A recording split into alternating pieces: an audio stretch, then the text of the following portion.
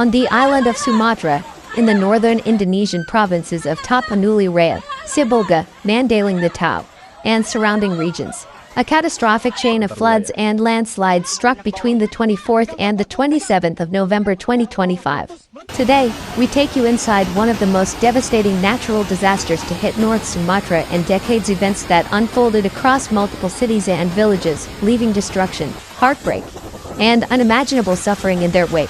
This is the story of how, in just a few hours, relentless rain turned bustling communities into isolated islands of mud and debris, and how ordinary people fought to survive as the land beneath them collapsed.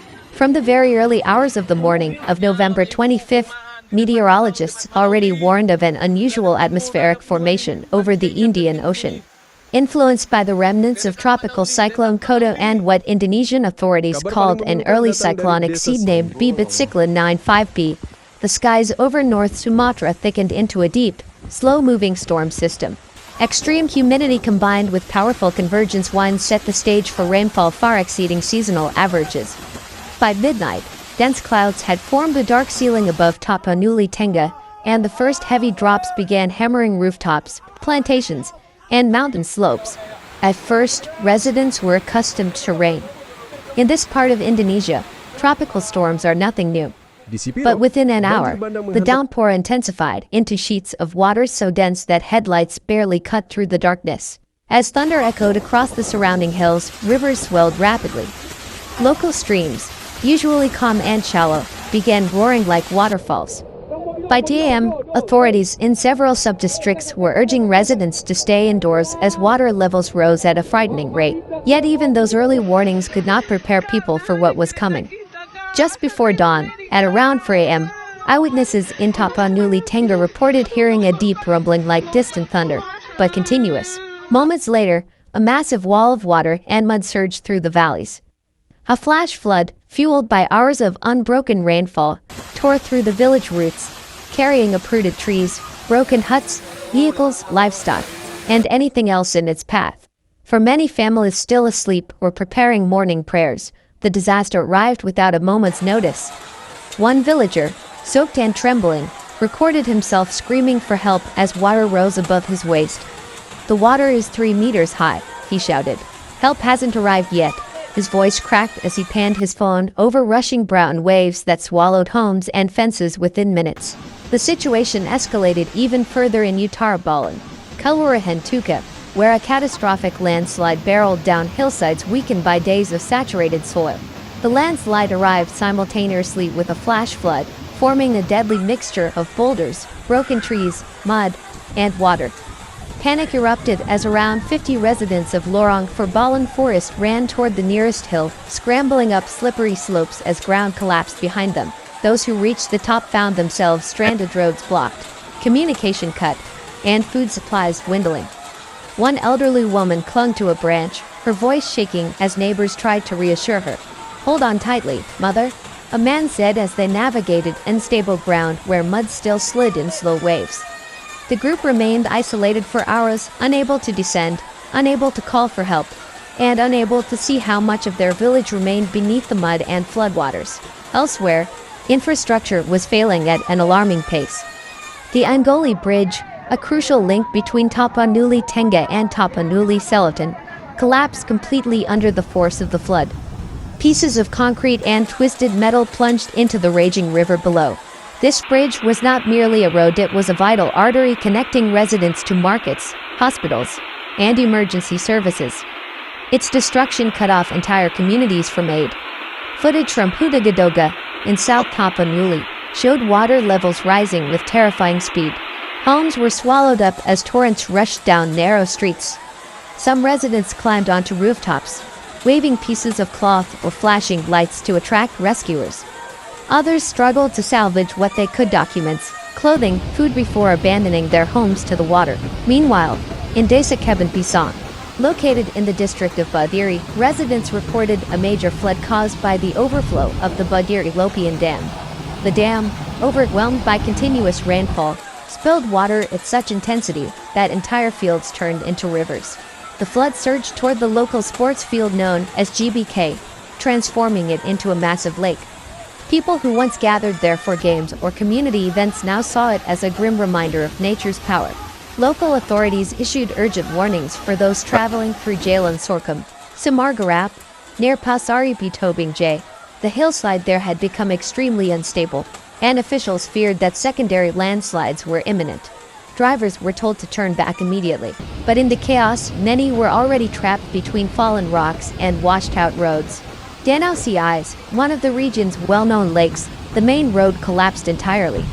Huge sections of asphalt broke apart and slid into the water, cutting off nearby villages. Families living around the lake found themselves isolated, unable to evacuate or receive aid. Emergency teams struggled to reach them due to blocked access routes. Further south, along the Batang Toru Rian route, additional road failures were reported. The ground, softened by relentless rain, simply gave way. In some areas, entire sections of hillside detached, spilling across the road like thick lava. Residents attempting to flee found themselves navigating dangerous detours through plantations and mountain paths. Adding to the complexity of the disaster, officials confirmed the controlled release of water from the Sipan Dam in central Tapanuli. This measure aimed to prevent a total structural failure of the dam, which could have caused even deadlier flooding upstream. But the release significantly raised river levels downstream, prompting authorities to warn residents along the riverbanks to prepare for sudden surges. In Desa Gunung Beringin and Kola Selatan, reports emerged of homes crushed by landslides on November 25. Thick, heavy earth-buried walls and rooftops, leaving only fragments visible. Rescue teams attempting to reach the area encountered massive roadblocks, literally mounds of earth taller than trucks. With every hour that passed, hopes of finding survivors diminished, yet villagers begged for help, calling out to authorities to bring excavators and medical assistance. Near Padang Sidimpuan, on the main highway connecting the city to Medan, a major landslide struck just in front of the popular Sinyarnir Siparaki area, also known as the Simpang Bulu Mario area. Traffic came to a complete standstill as mud covered both lanes. Motorists abandoned their vehicles, some climbing onto nearby hillsides to observe the damage, others simply waiting, uncertain whether help was coming or whether the land might shift again beneath them. In Mandailing Natal, the rising waters of the Ikbatan Matau River turned into a raging flood. The village of Suling in Galing suffered severe impacts as dozens of families fled to higher ground. Children were carried on shoulders, elderly residents supported with makeshift walking aids. People left behind homes, livestock, and belongings, unsure of what would remain when they returned. In Hudagadang, near Batang Toru, residents witnessed their homes filled with muddy water. Personal possessions floated away, family photographs, furniture, tools used for farming. The emotional toll was immense. Generations of memories vanished in minutes. In Savangan Jahi, in the city of Padang Sidimpuan, water seeped into neighborhoods until entire streets resembled canals.